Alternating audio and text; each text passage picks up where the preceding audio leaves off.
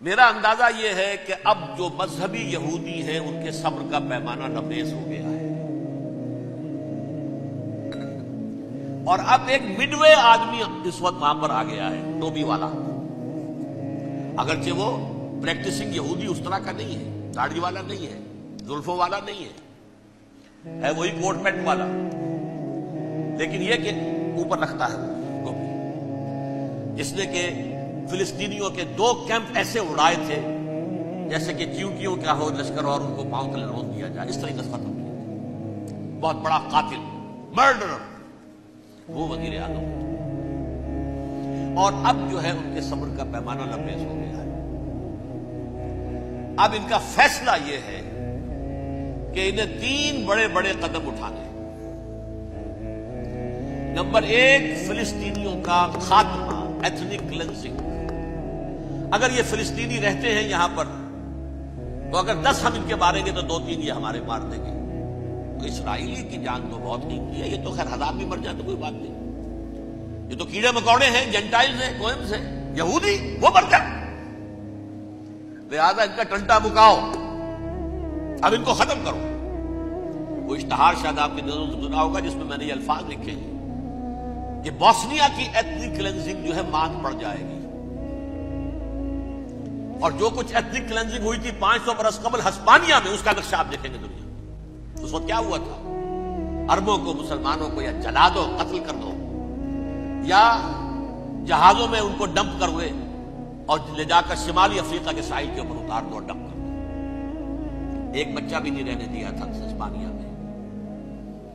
1492 میں سقوط غرناطہ ہوا ہے، اور اس کے بعد 10 سال کے اندر اندر ایک بچہ مسلمانوں کا ختم کر دیا۔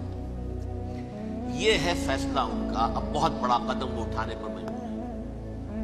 کب تک آپ رہیں گے؟ ہمارے لوگ مارتے ہیں، 16 نوجوان ہمارے مار دیے۔ آج گھر تھا، اس میں ایک چلا گیا فلسطینی، بم اپنے جسم سے باندھ کر وہاں اڑا دیا، خود بھی اڑ گیا، 16 اس کے نوجوان اڑ گئے۔ لہذا یہ چیز ان کے لیے ناقابل برداشت ہے، ان کے صبر کا پیمانہ اب لبریز ہو رہا ہے۔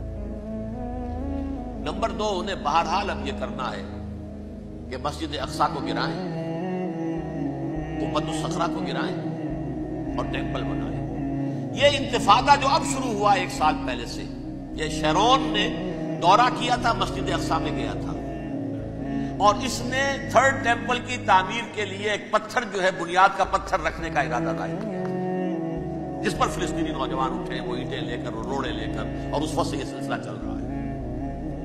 کتنے مارے جا چکے فلسطینی، لیکن کچھ نہ کچھ یہودی بھی مرے، اسرائیلی بھی مرے، اور جیسا کہ میں نے عرض کیا اب ان کے صبر کا پیمانہ لبریز ہو گیا۔ انف از انف۔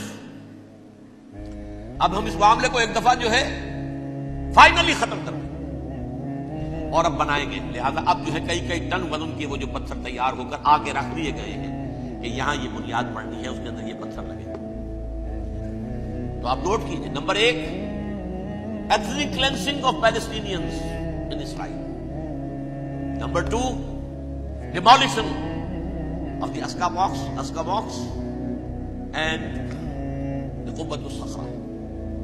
Number 3, امریکہ کو الٹیمیٹم، تم اب اپنے ٹانگ درمیان میں مت لڑاؤ، اور اس کے لیے دھمکی، اگر تم نے ہمارے معاملے میں رکاوٹ ڈالی تمہاری اینٹ سے اینٹ بجا دیں گے۔ نیتن-یاہو نے یہ کہا تھا، میں واشنگٹن میں آگ لگا دوں گا۔ یہ انہوں نے امریکہ میں عظیم ترین دہشت گردی کر کے امریکہ کی ایڈمنسٹریشن کو، انتظامیہ کو یہ دھمکی دے دی ہے کہ باز آ جاؤ۔ چنانچہ میں یہ بات کہہ کے پرسوں جمعے میں اپنی مسجد سے، مسجد دارالسلام سے نکلا، شام کو، اسی شام کو میں نے ایریل شیرون کی تقریر سن لی T V per. It is not acceptable. Don't appease the Arabs at our expense. We are not going to become Czechoslovakia.